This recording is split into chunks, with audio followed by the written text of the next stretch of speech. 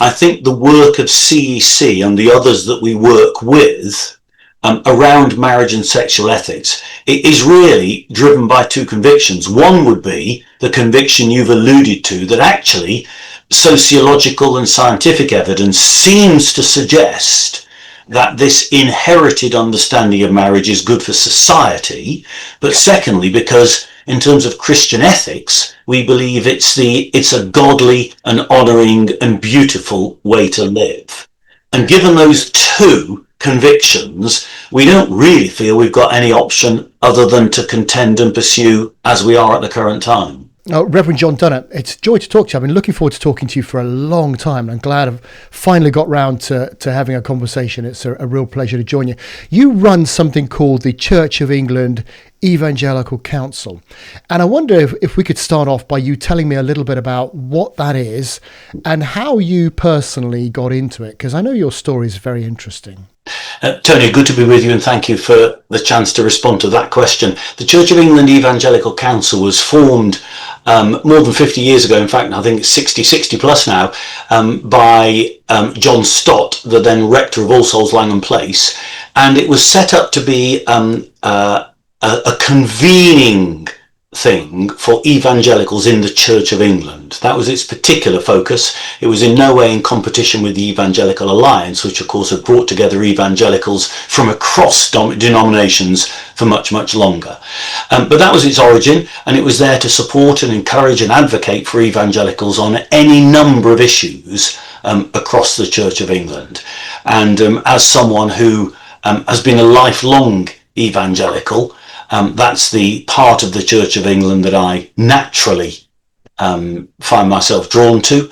And having been ordained for 40 years as an evangelical minister in the Church of England, it's almost inevitable that my path would cross with that of the Church of England Evangelical Council.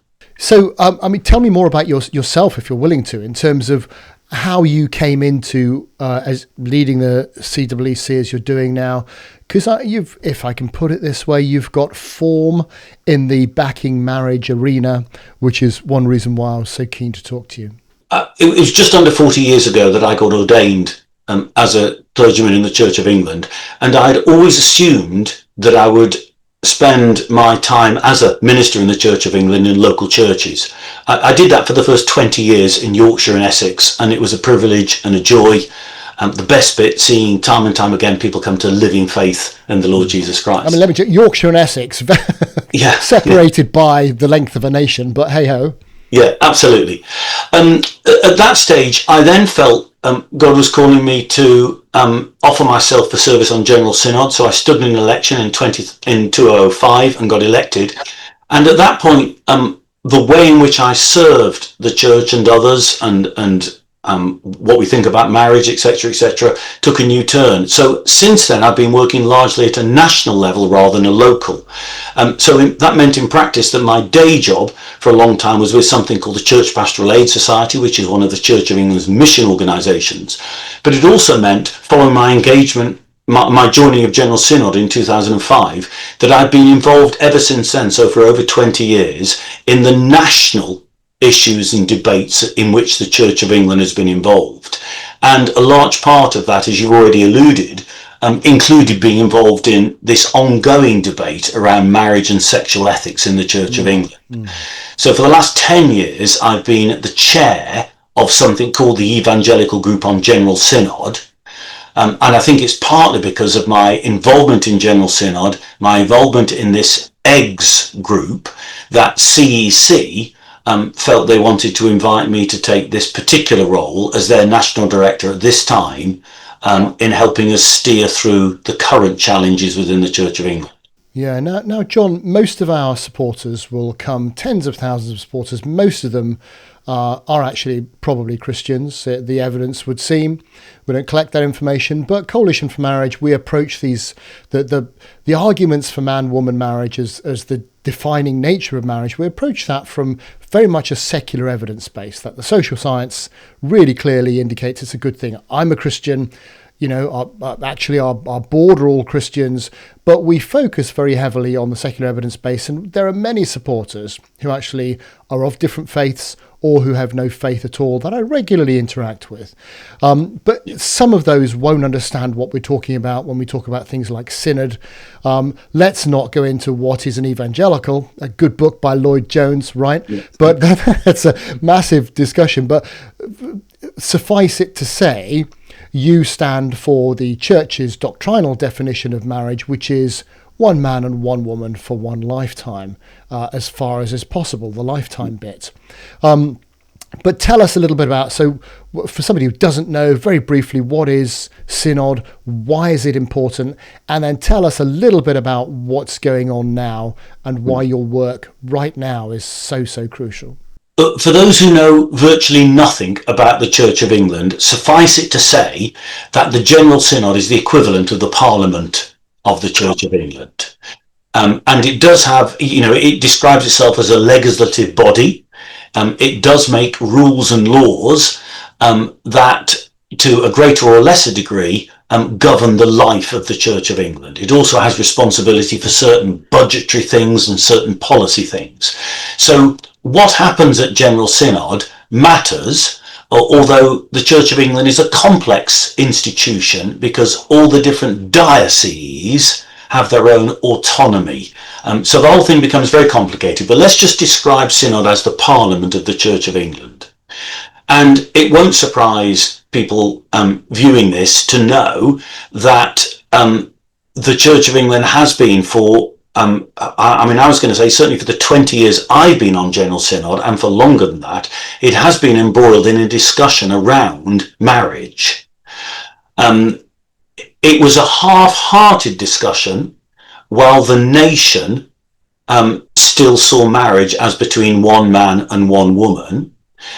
With the so-called Equal Marriage Act, that changed, and there was a significant increase of interest in some quarters of the Church of England to see the Church see marriage differently.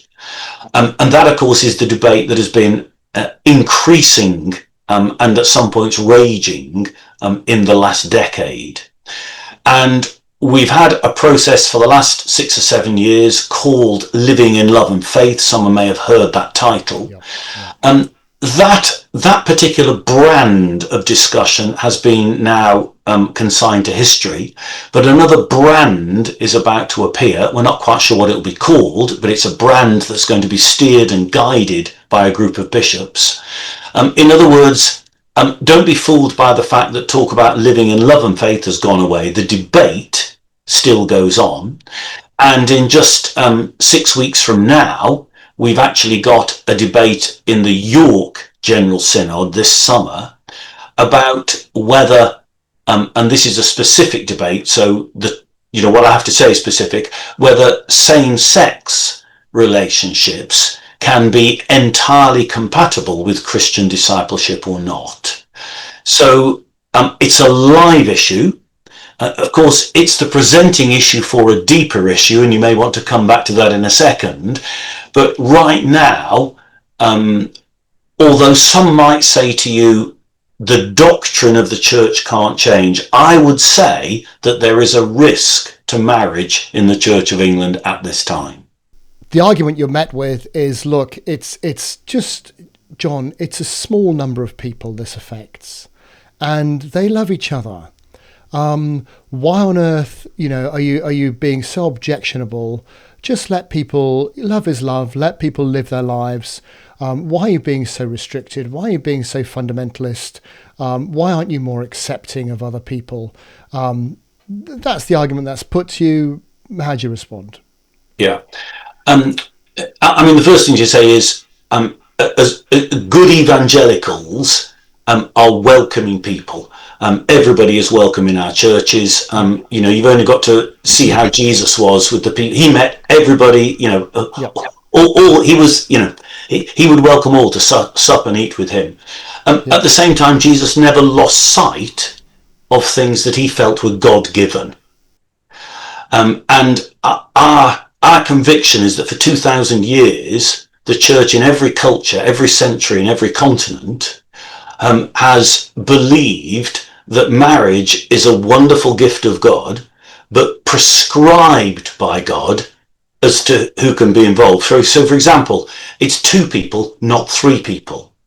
And it's a man and a woman, it's not 2 men or 2 women.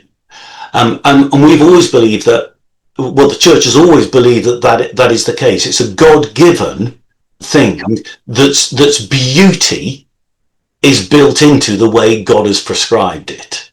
And so I don't think we are being mean by saying to have 3 people in marriage is wrong.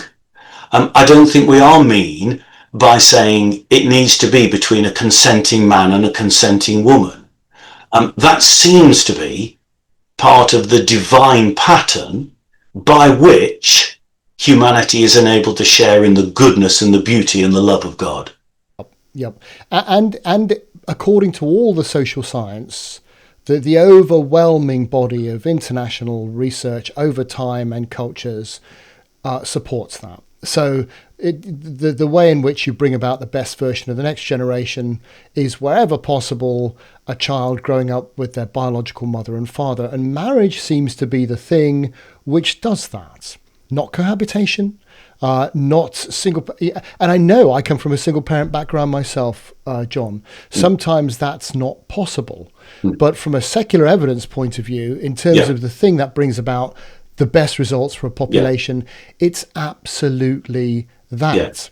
But I suppose they've still got the argument, well, fine, and we can do that. But what's wrong with a few people doing the other thing?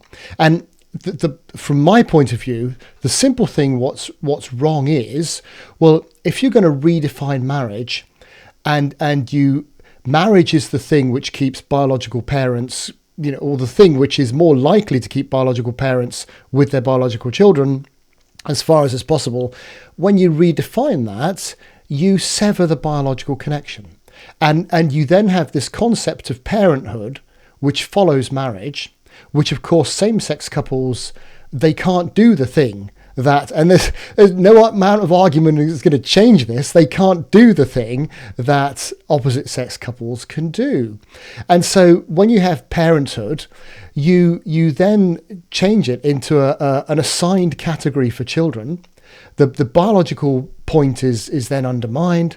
The idea that you have surrogacy, where actually you can rent a womb or sperm or eggs or all 3, and you can buy a baby, which then becomes a lifestyle addition, if you like, and you intentionally create children, severing the biological link. One of my wife's favourite programmes is Long Lost Families, and it is fascinating. For those listeners who have ever seen that, and if you haven't, you should watch it because it's a great program.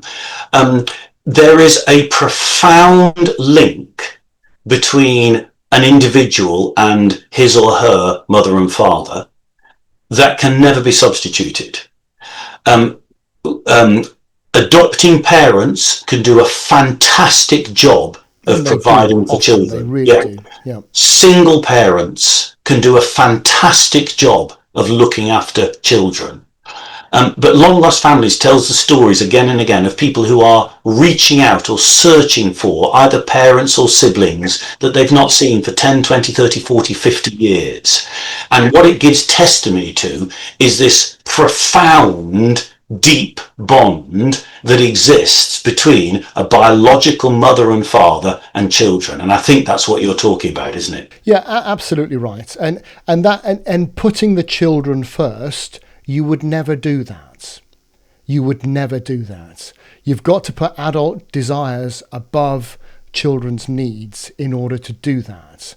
And that, from a secular evidence base, is a significant objection to recognising, the concept of parenthood within same-sex marriage. The other thing, of course, from a Christian point of view is, it seems to me we can approach this from one of 2 ways. We can say, is there sociological and biological evidence that supports one argument or another argument? From a Christian point of view, you might want to say, are there certain things that we believe that matter to this discussion? Now, if I was a person of a different faith, there might be different things that matter. But as someone who professes to be a Christian and going back to the Bible as my source of authority in all things matters, relating to life and whatever, the question I find myself having to ask again and again is, does the Bible say anything about these issues? Yeah. And of course, people say to me, yeah, but look how many wives Solomon had. And to which I say, yes, but was that in God's plan for Solomon or not? Clearly not, because God told him not to go there, but he did. There is no doubt that the Bible pattern from beginning to end sees marriage as one man and one woman who in their relationship reflect the love of God. That's right. And as I say, we've got a lot of non-Christians, majority of Christians, I would say, are supporters. And if you were to argue God only blesses perfect people, well, we'd all be in a lot of trouble. Correct. On the one hand, but we inherit Christ's perfection. So, from that point of view, hallelujah. But in terms of the church's model, and it's really interesting that this synod proposal for discussion from, I think it's Helen King, isn't it, is now not asking the question about same-sex unions and same-sex blessings. It's gone back a stage, which is to say, look, is homosexuality, same-sex attraction, is that compatible with the Christian life? To be honest, there are a number of liberal scholars around the world who, to my mind, have integrity, because what they say is, there's no point arguing about what the Bible says. The Bible says marriage is for a man and woman. Yep. I just don't give the Bible the authority that you give it. Right. Now, I have respect for those liberal scholars, because at least they're being honest. They've got integrity, I think, in their position. Some level I think they're wrong. Coherence. That's absolutely right. That's right. I think they're wrong, but they've got integrity. Yeah. And if you like, I think the work of CEC and the others that we work with around marriage and sexual ethics, it is really driven by two convictions. One would be the conviction you've alluded to, that actually sociological and scientific evidence seems to suggest that this inherited understanding of marriage is good for society. But secondly, because in terms of Christian ethics, we believe it's a godly and honouring and beautiful way to live. And given those two convictions, we don't really feel we've got any option other than to contend and pursue as we are at the current time. For those who are listening, and there will be a lot of people, and I talk to them regularly in the Church of England, who are a bit desperate and a bit fed up and might be thinking about leaving. And there are others who are saying, well, no, it's my church. The others who are warping the doctrine, they should go. A bit of hope, a bit of encouragement. How do people get hold of, are you for individuals or are you for churches? Give us a bit of encouragement. Tell us how to get in touch. Tell us where you think the light is.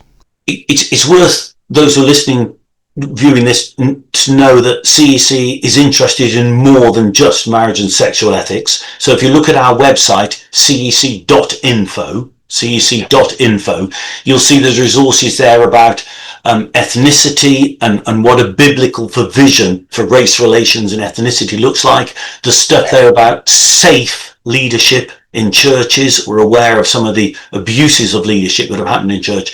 Those are just two examples. There's a whole range of stuff about different topics and subjects. It's just worth readers being aware of that. As to this current debate around marriage and sexual ethics, there are some people who are very close to walking out of the church, and I think I'd want to say to them, if you can hold on, please hold on, at least for the moment. We are trying to persuade, in particular, the House of Bishops that we have in effect a two-roomed house, and you need to acknowledge we have two rooms. You're pretending we're all in one room. We live under the same roof. It's called Church of England, but we've actually got a room that is saying one thing and a room that is saying another. And if you could recognise that reality and help us work out how we can have two rooms but under the same roof, that might give hope for those who are about to walk. Now, that's not around compromise. Let's be clear. That's not around compromise. That's around settlement. Because if the House of Bishops don't do that, I think a lot of people, and I might be one of them, will walk, and then there'll be no representation for what you might call traditional or biblical marriage in the Church of England. So stay with us I think for the moment is what I want to say. But pray that the House of Bishops faces this reality that the current liberal appetite shows no sign of diminishing. So they have to face the reality we have two different, contradictory, divergent positions. They're not compatible. They're not conflatable. They're not that we can't compromise on them. And the Liberals would say the same. The Liberals would say, I can't compromise with John Dunnett because he thinks something very different to what I think. I think we have to face that reality. And in one sense, this Helen King private member's motion in York gives us a chance to name that reality. The $1 million question is, how will the House of Bishops respond to that reality? Yeah. And it's quite interesting that she hasn't, or it doesn't focus on attraction. It focuses on activity. So it goes beyond that question you were talking about earlier on, which is just mere attraction, into, and intimate relationships. It's a very thoughtfully prepared motion. I've got to say, it is clearly a liberal motion. It is not an orthodox motion, but it's clearly thought out well because it has a number of ambiguities which are intentional. It avoids certain words like doctrine, which is intentional, and it's coming to Synod through a private member's motion, which, for those who know nothing about Synod, what you need to understand is, even if it was passed, it has no legal status. It doesn't actually the House of Bishops does not have to do anything, even if the motion is passed.